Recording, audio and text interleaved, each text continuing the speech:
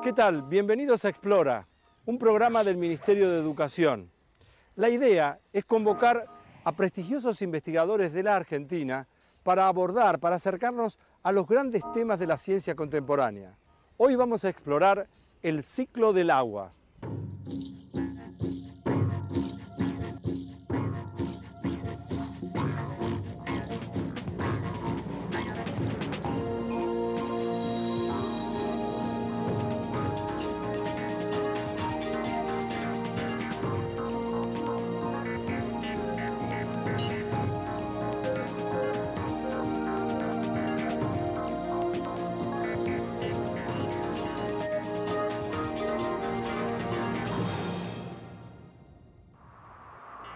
Vamos a tratar de conocer los elementos que conforman el ciclo del agua, desde los procesos como la evaporación, la formación de nubes, hasta los fenómenos climáticos como el Niño o la Niña, que impactan tan fuertemente en la actividad humana. Y naturalmente reflexionaremos sobre cómo hay que planificar para hacer un uso racional y eficiente del agua disponible.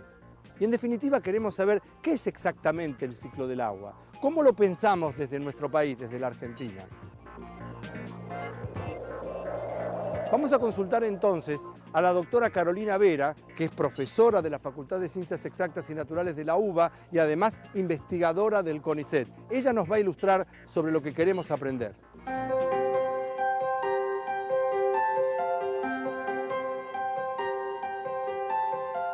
Para entender el ciclo del agua hay que saber que el agua que se encuentra en el sistema formado por la Tierra y la atmósfera es siempre la misma. Lo que cambia son los estados del agua, que pueden ser sólidos, líquido o gaseoso, que se encuentran contenidas en los océanos, los ríos, los suelos, el aire.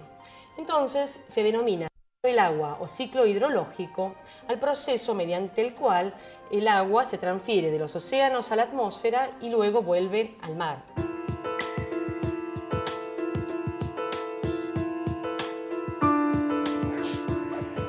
En este ciclo, el agua, por la acción de la radiación solar, se evapora desde las superficies oceánicas y se transfiere a la atmósfera, donde por procesos de enfriamiento se puede condensar y eventualmente producir fenómenos de precipitación o nieve.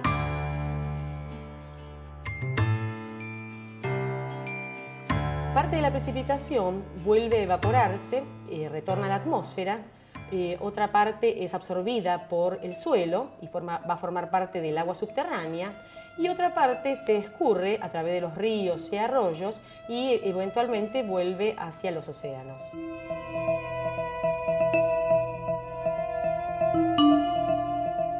La evaporación es el proceso por el cual el agua de la superficie terrestre cambia de su estado líquido al gaseoso llamado vapor de agua y se incorpora a la atmósfera. La evaporación es más intensa en las regiones con temperaturas más cálidas. Por eso, la mayor fuente de vapor de agua en la atmósfera se encuentra en las regiones oceánicas próximas al Ecuador, delimitadas con el color rojo en esta figura. El agua evaporada es transportada alrededor del globo por medio de los vientos. En este proceso, el agua se desplaza, pero no en forma líquida en su mayor parte, sino en forma de vapor de agua. Sobre este punto en particular están las que se llaman las corrientes de chorro, y muy en especial aquellas que se forman en las partes bajas de la atmósfera. Las corrientes de chorros de capas bajas, cuyo nombre en inglés es Low Level Jets, alcanzan su máxima intensidad entre 1000 y 1500 metros de altura. La corriente en chorro de capas bajas de Sudamérica se genera cuando los vientos alisios, que son vientos superficiales del este que fluyen en el Ecuador, entran en Sudamérica y son forzados a desviarse hacia el sur y canalizarse en forma de una corriente en chorro debido a la barrera que produce la cordillera de los Andes. Esta corriente en chorro llega a su máxima intensidad sobre Bolivia y luego hacia el sur disminuye su intensidad y a la salida favorece la formación de nubes convectivas, tormentas severas en el este de Argentina, Paraguay, sur de Brasil y Uruguay. Otro proceso importante en el ciclo del agua es lo que se llama la condensación. Es decir, se produce un cambio de estado. El agua pasa de estado gaseoso, o sea, de vapor de agua, a estado líquido.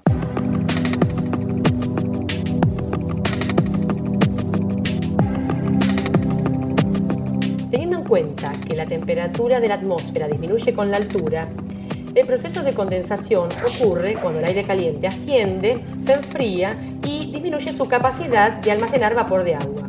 Por lo tanto, el vapor de agua en exceso condensa y forma gotas de nubes que, cuando se tornen lo suficientemente grandes y pesadas, pueden precipitar en forma de lluvia.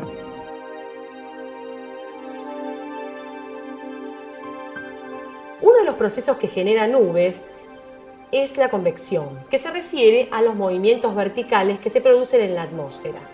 Durante el día, la radiación solar calienta la superficie terrestre, que a su vez comienza a calentar la porción inferior de la atmósfera. Ese aire entonces se torna menos denso y comienza a ascender. A medida que gana altura, se va expandiendo y se enfría. Si el ascenso y el consecuente enfriamiento son lo suficientemente importantes, se va a producir la condensación del agua y se van a generar nubes llamadas nubes convectivas. En los centros de baja presión o ciclones, el viento circula en la dirección de las agujas del reloj.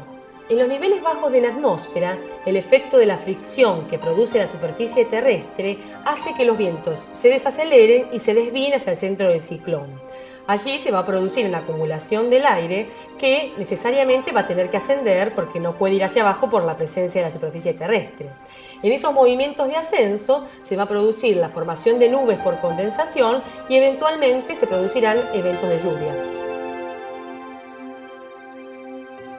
Los frentes son los límites entre masas de aire cálidas y masas de aire más frías. En el caso de los frentes fríos, las masas de aire más fresco y densos avanzan y promueven el ascenso de las masas de aire más cálidas y húmedas que se encuentran adelante.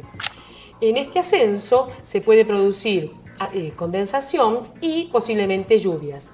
En el caso de los frentes fríos, el ascenso puede ser muy vigoroso y dar lugar a chaparrones aislados y a tormentas eléctricas.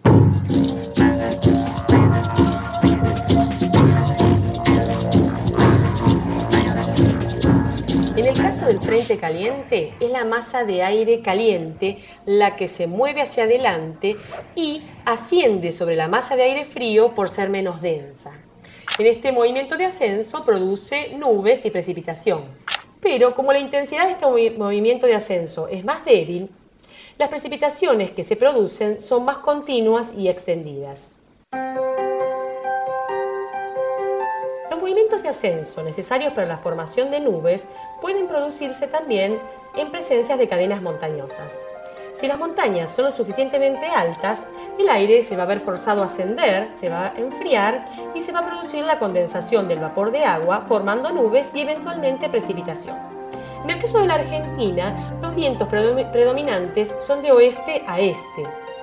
Y en el caso de los Andes patagónicos, donde las montañas no son muy altas, las nubes se pueden formar en la cima o bien hacia el este de la cordillera.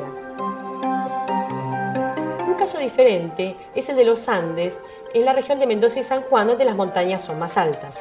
Los vientos, predominantemente del oeste, traen aire cargado de humedad proveniente del Océano Pacífico que asciende a lo largo de la ladera chilena, produciéndose la condensación y la formación de nubes. Cuando atraviesan hacia la ladera argentina, los mismos descienden totalmente secos y con temperaturas anormalmente cálidas. Este fenómeno típico del invierno se lo conoce como fenómeno del viento sonda, que puede elevar las temperaturas a más de 20 grados.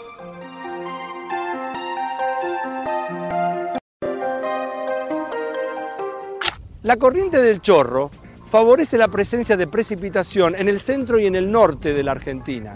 Sin embargo, como los datos que tenemos sobre esa región, las observaciones meteorológicas, están tan limitadas, el conocimiento que tenemos sobre esta corriente es muy precario. Para poder estudiar este fenómeno con mayor profundidad, fue necesaria la participación conjunta de científicos, estudiantes, personal de apoyo, voluntarios de distintos países de la región. En realidad todos colaboraron en el diseño y ejecución de lo que se llamó el experimento de campo, con unas iniciales, SOLJEX, South America, o sea de Sudamérica, Low Level, bajo nivel, Jet Experiment, el experimento de la corriente. Esta experiencia se hizo desde el 15 de noviembre del año 2002 hasta el 15 de febrero del año 2003 y se hizo con la colaboración de distintos organismos científicos internacionales y nacionales que cubrió una gran parte de Bolivia, Brasil, el centro y norte de la Argentina, Paraguay y Uruguay.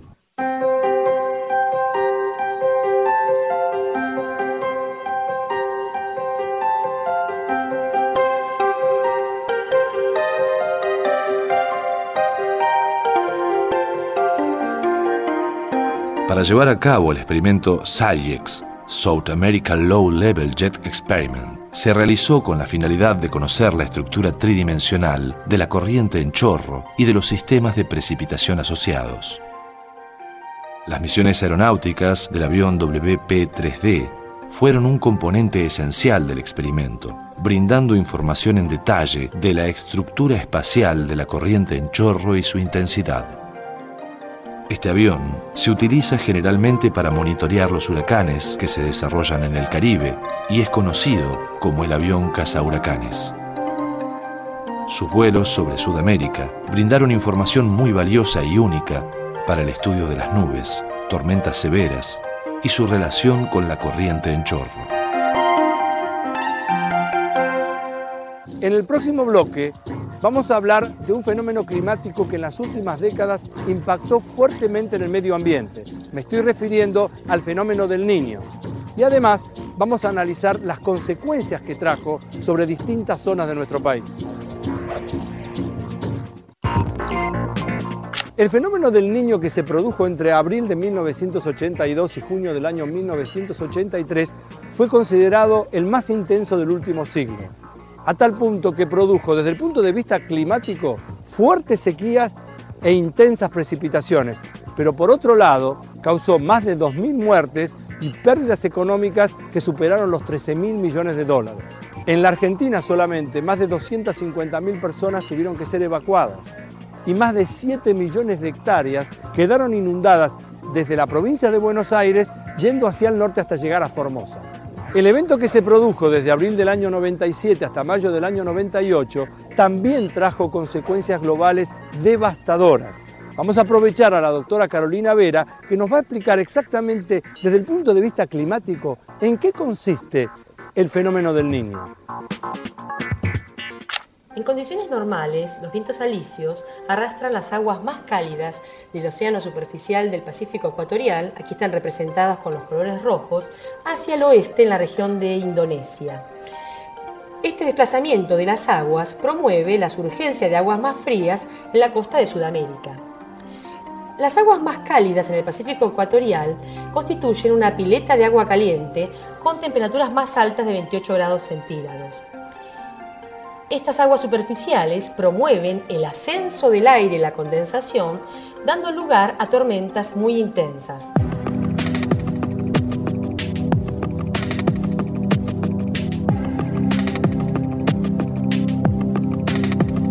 Los vigorosos movimientos de ascenso que se producen sobre las tormentas intensas promueven vientos hacia el este en la altura, vientos descendentes sobre la costa de Sudamérica y refuerzan los vientos superficiales del este, contribuyendo a mantener las aguas cálidas en el Pacífico ecuatorial. Durante el fenómeno del Niño, los vientos alisios se debilitan. En consecuencia, así lo hacen las corrientes oceánicas ecuatoriales que mantenían la pileta de agua caliente en condiciones normales en el Pacífico ecuatorial oeste. Durante el fenómeno del Niño, entonces esas aguas cálidas se desparraman hacia el centro de la cuenca, con el consiguiente movimiento de la zona de precipitación asociada. Estas aguas anormalmente cálidas pueden llegar hasta la costa de Sudamérica. El fenómeno de la Niña constituye la fase opuesta del Niño. En ella, los vientos alisios superficiales se intensifican más que lo normal, contribuyendo a un mayor apilamiento de las aguas cálidas en el Pacífico ecuatorial y, por consiguiente, una surgencia de aguas más frías en la costa de Sudamérica. Las observaciones indican que existe un aumento de la temperatura media global unos meses después de la ocurrencia de un fenómeno del Niño. Esta energía adicional que se libera en la atmósfera altera la circulación atmosférica a escala planetaria y puede producir en consecuencia cambios en los patrones de temperatura y de precipitación de regiones alejadas de la zona del Pacífico ecuatorial donde se desarrolla el Niño. En promedio, el fenómeno del Niño tiende a producir déficit de precipitación y ocurrencia de sequías en Australia, África y el nordeste de Brasil. En cambio, tiende a producir excesos de precipitación y eventos de inundación en la región del Perú, Chile y en el sudeste de Brasil, este de Argentina y Uruguay. En el caso de Argentina se produjeron importantes impactos hidrológicos que consistieron en inundaciones en el sur de Córdoba, Santa Fe, en la provincia de Buenos Aires y en el litoral mesopotámico, causando que alrededor de 120.000 personas debieran ser evacuadas. Una situación opuesta se registró entre abril de 1988 y abril de 1989, cuando se produjo un fenómeno de la Niña particularmente intenso. En el caso de la Argentina, los impactos se vincularon con importantes sequías en gran parte del territorio, lo que produjo bajantes importantes en los caudales de los ríos. La generación de energía hidroeléctrica se vio seriamente comprometida y la población sufrió por aquella época importantes apagones eléctricos programados. Los fenómenos del Niño y de la Niña influyen notablemente sobre el rendimiento de los cultivos, en particular en la mayor parte de la región pampeana. Naturalmente, es razonable imaginarse que una de las principales preocupaciones de los productores de la zona es la variabilidad del clima. Poder anticipar lo que va a suceder con el clima en un determinado periodo ayudaría enormemente al desarrollo de la actividad agropecuaria. Y por eso es que fuimos a consultar a la doctora Graciela Maigrín. Ella trabaja en el INTA, en el Instituto Nacional de Tecnología Agropecuaria. Y esto es lo que tiene para decirnos. En estos mapas se está mostrando la probabilidad de tener lluvias superiores o inferiores a los normales durante los años El Niño en los mapas de arriba o durante los años La Niña en los mapas de abajo. En estos mapas, los colores celestes o azules están indicando probabilidades mayores que lo normal de que las precipitaciones sean altas, mientras que los colores rojos, cuanto más intensos más, están mostrando la probabilidad de que las precipitaciones sean menor a lo normal durante los años La Niña. En noviembre y diciembre es donde se nota la mayor señal del Niño, del evento del Niño, sobre las precipitaciones. Fíjense que en casi la mayor parte de la región pampeana es posible esperar precipitaciones superiores a los normales con distintas probabilidades. Lo contrario ocurre en el año La Niña y otra vez el bimestre de noviembre-diciembre es donde se nota la señal más fuerte. Evidentemente, esta diferencia en los patrones de lluvia influye sobre la vegetación de todas las plantas que tenemos en la región. En este caso, voy a mostrar lo que pasa con el cultivo de soja. Los colores celestes y azules, cuanto más intensos son, están indicando que la probabilidad de que los rendimientos sean altos o superiores a los normales es mayor. Por el contrario, los colores rojos o rosados, otra vez cuanto más intensos, más fuertes es la señal, están indicando la probabilidad de que los rendimientos sean más bajos que los normales.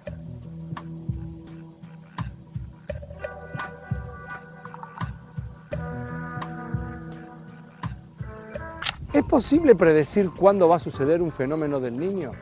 ¿Es posible anticipar el tipo de impacto que va a tener? Aunque parezca curioso, la respuesta es sí. El fenómeno del Niño del año 1997 pudo ser predicho con 6 meses de anticipación. Y esto fue lo que permitió establecer estrategias de prevención para mitigar lo que hubiera sido un impacto devastador, sobre todo para los países más afectados. De hecho, en la Argentina hay una estrategia y se trabaja de una manera que va a explicar ahora la doctora Graciela Maigrín. tratamos de hacer unos cuantos trabajos desde los últimos 10 años más o menos, tratando de ver si había posibilidades de cambiar el manejo del cultivo o las rotaciones para poder adaptarnos y poder sacar ventaja de los años que estamos esperando que sean buenos, o tratar de que las pérdidas en los años que se pronostican como malos no sean tan grandes. Por ejemplo, la rotación ideal de cultivos varía según el año sea el niño o la niña y esperemos más o menos precipitaciones. Otra cosa que es importante es la cantidad de fertilizantes y la fecha de siembra. Normalmente en los años que son buenos o relacionados también con el niño, que esperamos buena cantidad de precipitaciones, es conveniente sembrar más temprano y aplicar mayor cantidad de fertilizantes para apuntar a tener un rendimiento realmente elevado, ya que las condiciones climáticas podrían permitirlo.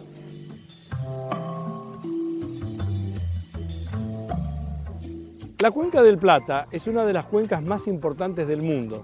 Sus ejes principales son el río Paraná, con sus nacientes en Brasil, y el Paraguay y el Uruguay, con sus respectivas subcuencas. Claro, todos ellos drenan sus aguas en el río de la Plata, que finalmente termina desembocando en el Océano Atlántico. Es fácil imaginar que del comportamiento hídrico de esta cuenca dependan mayormente las actividades humanas de la zona.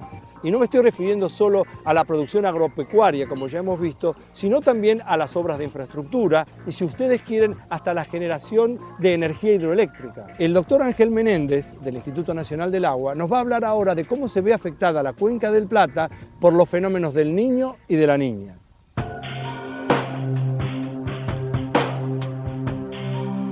Los extremos hídricos, exceso, defecto, están asociados a los fenómenos del niño y de la niña.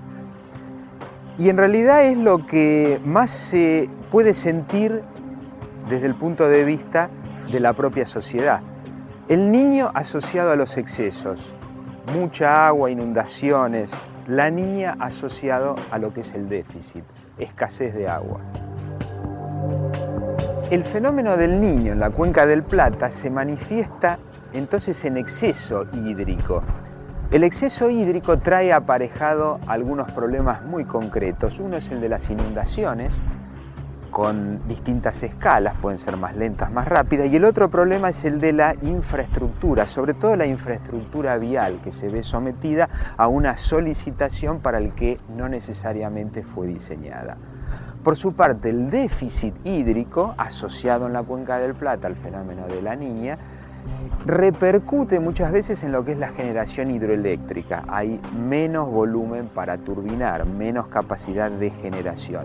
Y por otro lado, en lo que puede ser la provisión de agua para consumo debido a la escasez del líquido.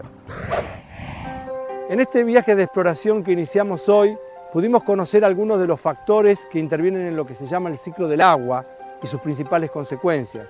Repasamos también fenómenos climáticos como los del niño y de la niña, su génesis, los métodos de predicción y hasta el impacto que producen en el medio ambiente y en el desarrollo y la producción en distintas zonas de la Argentina. Gracias por acompañarnos. Esto es Explora, un programa del Ministerio de Educación de la Nación.